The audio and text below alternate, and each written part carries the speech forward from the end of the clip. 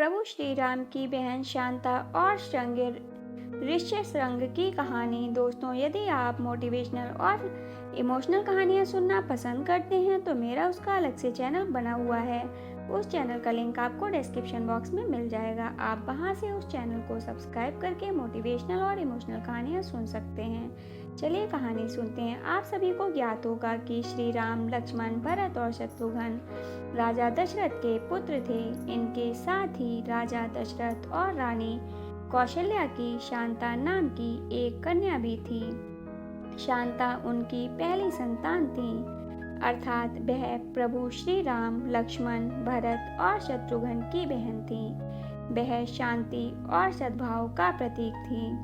रानी कौशल्या की एक बड़ी बहन थी, उनका नाम वर्षिणी था। शांता को रानी वर्षिणी और उनके पति अंगदेश के राजा रोमपाद ने गोद लिया था।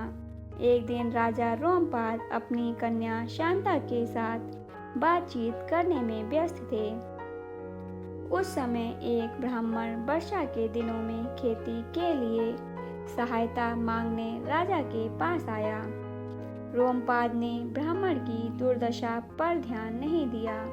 इससे ब्राह्मण नाराज हो गया और उसने राज्य छोड़ दिया। वह ब्राह्मण देवराज इंद्र का भक्त था। देवराज इंद्र अपने भक्त का अपमान सहन नहीं कर पाए। इसका दंड देने के लिए वर्षा ऋतु में अत्यंत कम वर्षा हुई, जिसके कारण राज्य में सूखा पड़ा। राजा दशरथ चाहते थे कि उनको एक बेटा हो जो उनके राज्य को संभाले और अपने वंश को समृद्ध बनाए।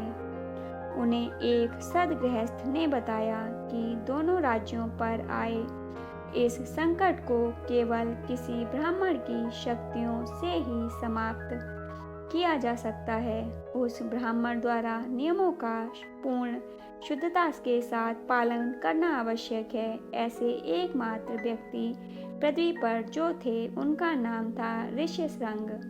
दोनों राज्यों के हित के लिए ऋष्यशृंग को लाना और यज्ञ के लिए मनाना आवश्यक था। विभांडक ऋषि की शक्ति अधिक थी और वे बहुत क्रोधित थे।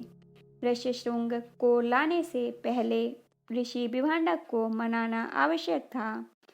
इस कार्य को कौन पूरा करेगा, यह प्रश्न था।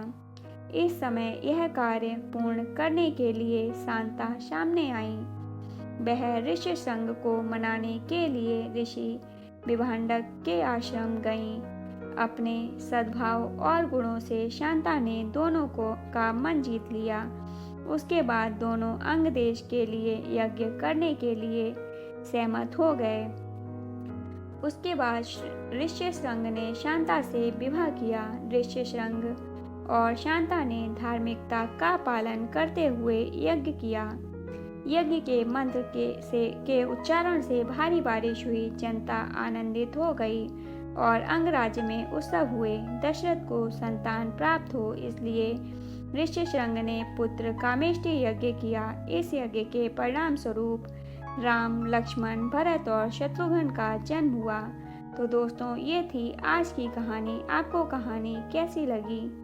कमेंट बॉक्स में कमेंट करके ज़रूर बताइए। यदि कहानी अच्छी लगी हो तो लाइक और शेयर कीजिएगा तथा ऐसी ही कहानियों को सुनने के लिए चैनल को सब्सक्राइब कर लीजिएगा।